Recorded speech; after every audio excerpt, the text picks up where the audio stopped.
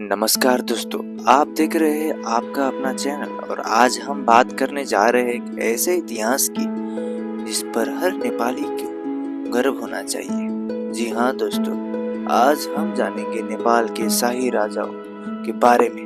वो राजा जो न केवल बहादुर थे बल्कि उस समय के सबसे धनी और सम्मानित शासक माने जाते थे।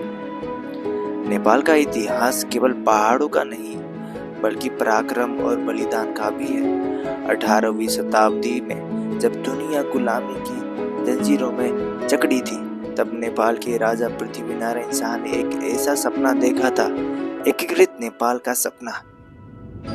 पृथ्वीनारायण शाह ने छोटे छोटे बिखरे हुए राज्यों को जोड़कर एक शक्तिशाली राष्ट्र बनाया। उन्होंने कहा था, नेपाल यम्बो मात्रा है न, यो सबे हाम्रो देश हो। यानी नेपाल केवल काठमांडू नहीं, हर वो भूमि है जो हमारी है। उनका बीज सैन्य शक्ति और रणनीति इतिहास इतनी महान थी कि बड़े बड़े साम्राज्य भी उनसे टकराने से डरते थे। अब बात करते हैं उस समय की जब भारत में ब्रिटिश ईस्ट इंडिया कंपनी अपनी ताकत फैला रहा था। ब्रिटिशर्स ने जब नेपाल पर हमला किया तो उन्होंने सोचा था कि नेपाल एक छोटा सा पहाड़ी देश से आसानी से जिता लेंगे, लेकिन उन्होंने अंडर एस्टिमेटेड कर दिया गोरखा शक्ति को। गोरखा राजा और सैनिक ने ऐसा युद्ध लड़ा कि अंग्रेज को समझ आ गया एक कोई साधारण देश नहीं है। अंग्रेजों को मजबूर होकर सुगौली संधि ट्रीटी या सुगौली करनी पड़ी। इतिहास ही नहीं, अंग्रेजों ने बाद में कहा, if a man says he is not afraid of dying, he is either lying or he is Gorkha.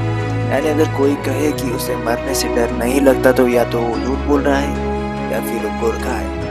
दोस्तों, नेपाल के राज घराने सिर्फ योद्धा नहीं थे, वो सांस्कृतिक और आर्थिक रूप से भी बहुत समृद्ध थे।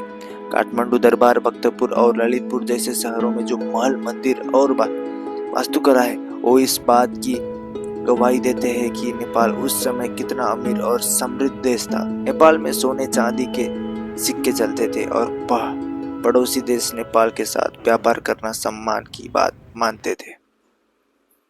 समय के साथ दुनिया बदली। 20वीं शताब्दी में राजशाही की धीरे धीरे जो जनता के लिए लड़ा, एक ऐसा योद्धा जिसे अंग्रेज भी सलाम करते थे।